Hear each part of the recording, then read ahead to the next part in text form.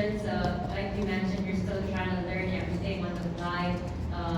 With your new team, 2 games in, where are you at when it comes to being comfortable and just being able to play how you want to play? Well, it's relatively new. I've been here maybe 5 days, so just still trying to get acclimated with the team, see how I can help be aggressive, and just bring that energy and get wins. And now we'll have with us Convergent head coach, Coach Delta Pineda as well. Now, Coach Delta, congratulations. You beat the #1 team in your bracket. Gaano kalaking bagay po ito panalo na ito, back-to-back wins going to the spring? Back to back, but I think we need more adjustment on our defense. Imagine they don't have import but it's a close team. So more adjustment this coming break is more adjustment for us on the defense.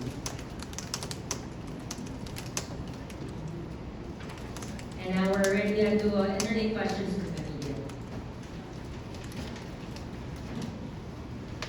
Coach,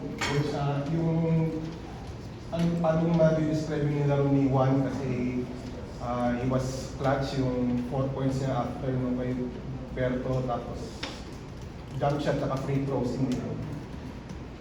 He take charge in the crucial minutes, seconds. One take charge. Hindi naman ang sinabi ko sa kanya na needs to take charge. So he did his part, guys. One is a great player. So yung mga crucial moment na gano'n, we can go for a while.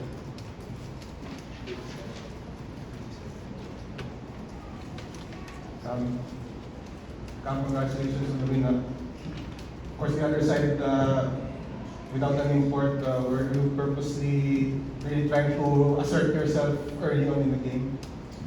Yeah, I'm just trying to be aggressive. I know they didn't have an import, so just trying to cause a matchup problem and attack and get my teammates open shots. So at the end of the day, man, it's just a great win. We got to keep this momentum rolling.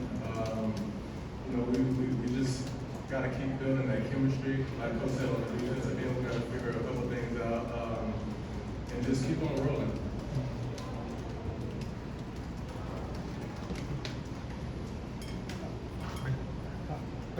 You mentioned that you're still acclimatizing and trying to build chemistry, but how does it feel to get 2 wins out of your first 2 games? Say that again, sorry? How does it feel to be 2-0 despite you trying to build chemistry with your teammates here at Converge? It's good.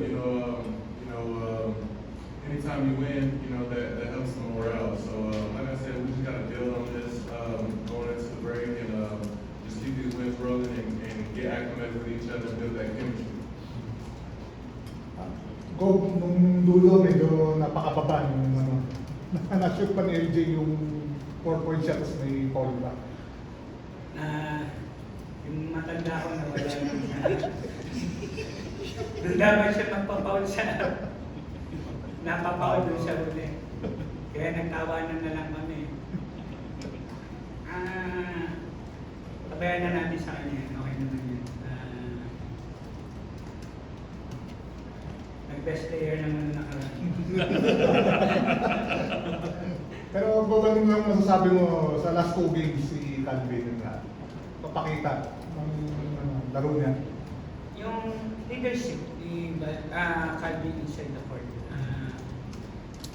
Now I realize hindi ko pwedeng puro bata, young guys only on the court. Kailangan, I need a veteran, kailangan ko na matanda. Sa loob ng court. Para we make sure na yung purpose na yung play namin ma-execute na magiging. And then the energy on defense. Kita niyo naman. Rob, good evening. Rob, at least you're going to the break na you're on a 2-game winning streak. At least mas maganda yung magiging simula nyo entering into the second round. First, thank God. Kasi nung pinagdaanan namin na 4 consecutive loss, mabigat po yun. But after our meeting with the guys,